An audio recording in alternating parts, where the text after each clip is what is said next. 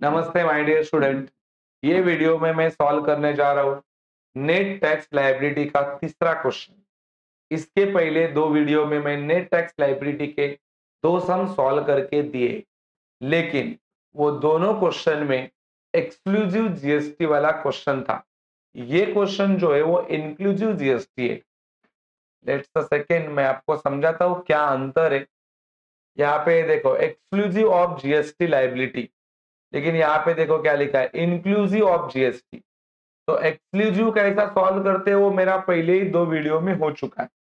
ये वीडियो में मैं आपको सिखाने वाला हूँ इंक्लूसिव ऑफ जीएसटी का सम किस तरह से सॉल्व किया जाता है। देखने जाएंगे तो अपना डीलर बिहार का है, तो बिहार टू बिहार होगा तो सीजीएसटी एसजीएसटी लगेगा, और बिहार टू कोई और स्टेट में होगा तो आपका आईजीएसटी चार्ज होगा। कंसेप्ट ये जानना है कि इंक्लूसिव वाला वैरायटी कैसा सॉल्व होता है। एक बार देखते हैं। सोल्ड किया है गोवा में, सेल का ट्रांजैक्शन है, आईजीएसटी लगेगा। परचेस किया है पटना से, लेकिन नो टैक्स इनवॉइस रिसीव्ड, इसका टैक्स इनवॉइस बना ही नहीं है तो ये रिकॉर्ड ही नहीं होगा। परचेस किया है जामनगर गुजरात से, आईजीएसटी लगेगा। सेल किया है बिहार में, तो इसके ऊपर सीजीएसटी एसजीएसटी लगेगा। और सर्विस अवेल्ड फ्रॉम, परचेस किया, अवेल्ड फ्रॉम मतलब परचेस कहां से, महाराष्ट्र से, तो उसके ऊपर भी आईजीएसटी लगेगा। तो यहाँ पे मालूम पड़ता है कि परचेस के दो ट्रांजेक्शन है, सेल के दो ट्रांजेक्शन है। ये वाला भी परचेस है लेकिन उसको रिकॉर्ड करने वाले नहीं है क्योंकि उसके ऊपर टैक्स इनवॉइस बना नहीं है। अभी अपन देखते हैं कि ये कैसा सॉल्व करना है। कुछ नहीं, डायरेक्टली इंक्लूसिव मतलब क्या होता है, जो जो अमाउंट्स दिए, यहाँ पे जो अमाउंट्स दिए वो सारे अमाउंट के ऊपर टैक्स का पैसा ऑलरेडी इंक्लूड है। तो उसको कैसा निकालना है वो अपने को यहाँ पे देखना है। तो सर सम कैसा सॉल्व करें, ऊपर ऊपर आपको पहला लिखना है calculation of net tax liability of mister आशीष।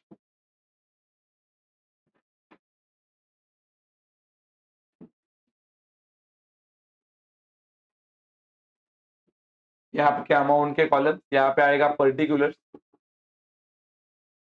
फिर यहाँ पे आता है एसजीएसटी, सीजीएसटी, तो फिर यहाँ पे आता है तुम्हारा आईजी।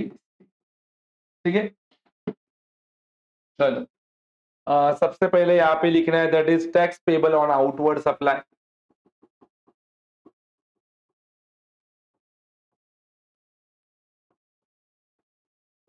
सर आउटवर्ड सप्लाई में कौन आता है, आउटवर्ड सप्लाई में सारे सेल ट्रांजेक्शन आते हैं। तो ये एक सेल है और ये एक सेल है, ये गोवा का है और ये बिहार का है।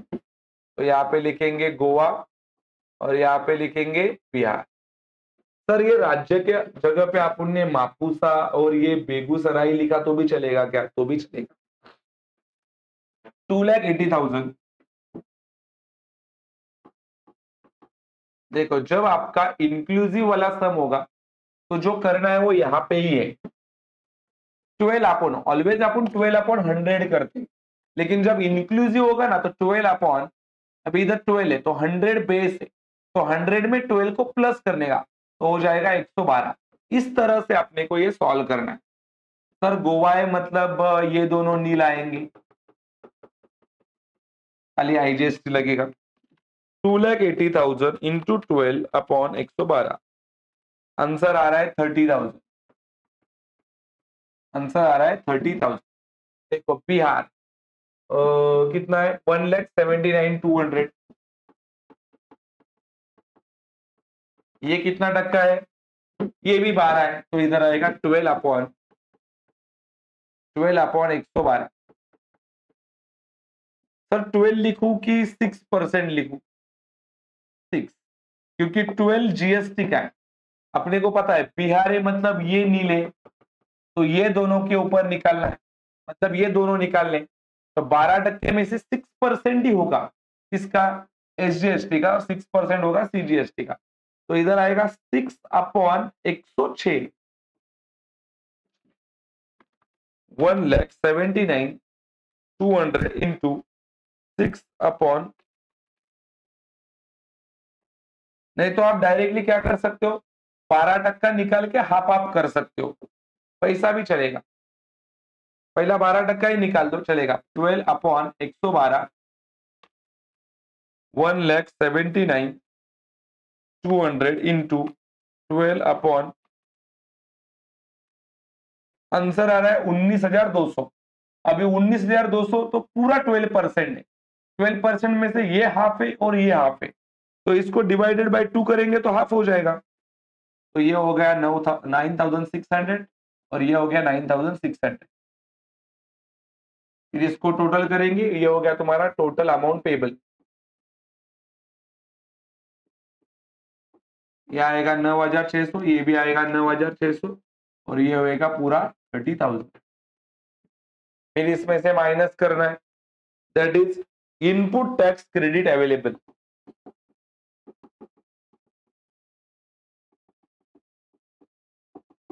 Sir input tax credit available में क्या आता है, ओपनिंग बैलेंस।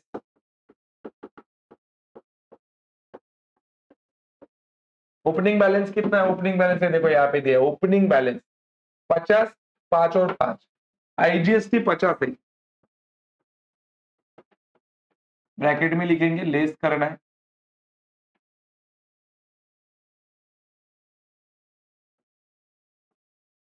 इधर आएगा 5, इधर भी आएगा 5, ठीक है। फिर दोबारा एक बार minus, that is ITC on inward supply. Sir inward supply में कौन आता है, सारे परचेस वाले ट्रांजेक्शन। तो परचेस वाला ट्रांजेक्शन यहाँ पे देखेंगे तो ये तो नॉट रिकॉर्डेड है, ये एक परचेस और ये लास्ट वाला परचेस है, जामनगर और ये मुंबई। तो यहाँ पे लिख सकते हो आप लोग फ्रॉम, या तो जामनगर लिख दो या तो गुजरात लिख दो।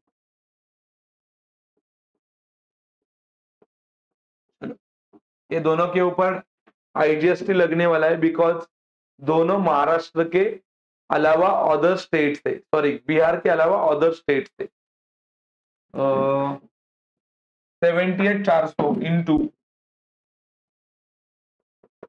78,400 इंटू 12 अपॉन 112, देखो यहाँ पे 12 दिया है, 78,400 इंटू 12 अपॉन 112, तो आ रहा है 8,400। इधर आएगा नील, इधर भी आएगा नील, इधर लिखेंगे 8,400 ब्रैकेट में, क्योंकि लेस करना है। और महाराष्ट्र वाला 1,18,000 इंटू 18 अपॉन 118,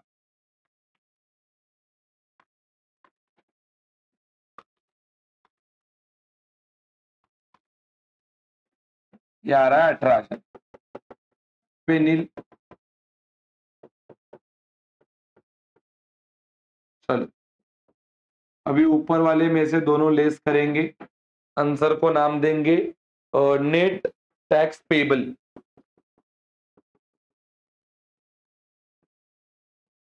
चलो 50, 9,600 में से माइनस किया 5,000, आंसर आ रहा है 4,600। इधर भी आएगा 4,600, लेकिन 30 में से माइनस किया पहला 50,000, फिर माइनस किया 8,400, फिर माइनस किया 18,000, तो आंसर आ रहा है -46,400।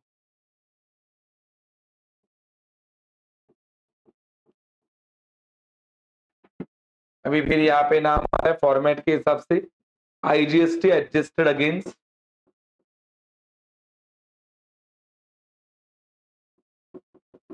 आईजीएसटी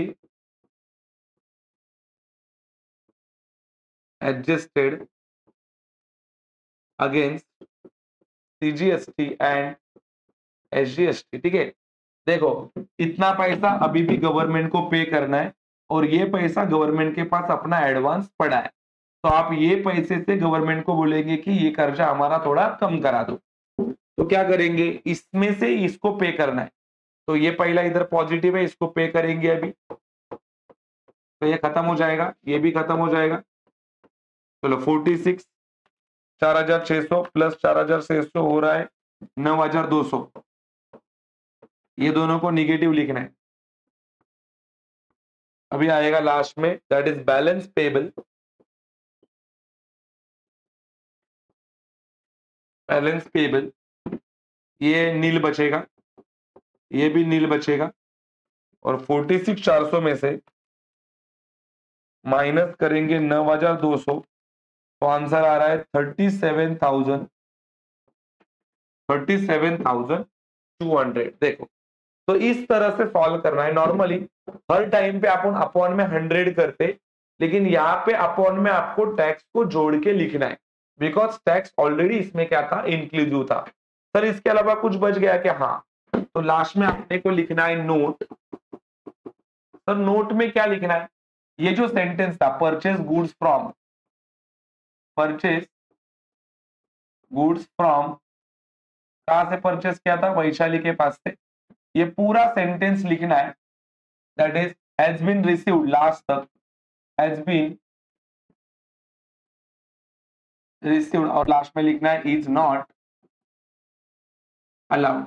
इज नॉट अलाउड मतलब इसको आप लोग रिकॉर्ड नहीं करेंगे क्योंकि वो इसमें आता नहीं। ठीक है, तो ये पूरा सब मैंने यहाँ पे आपको सॉल्व करके दिखाया। जो मैंने यहाँ पे फॉर्मेट यूज किया है, ये फॉर्मेट मैंने इसके पहले लेक्चर्स में ऑलरेडी सिखाया है। देखो, ये वाले फॉर्मेट के हिसाब से अपना पूरा सम ये चल रहा था, ये वाला फॉर्मेट।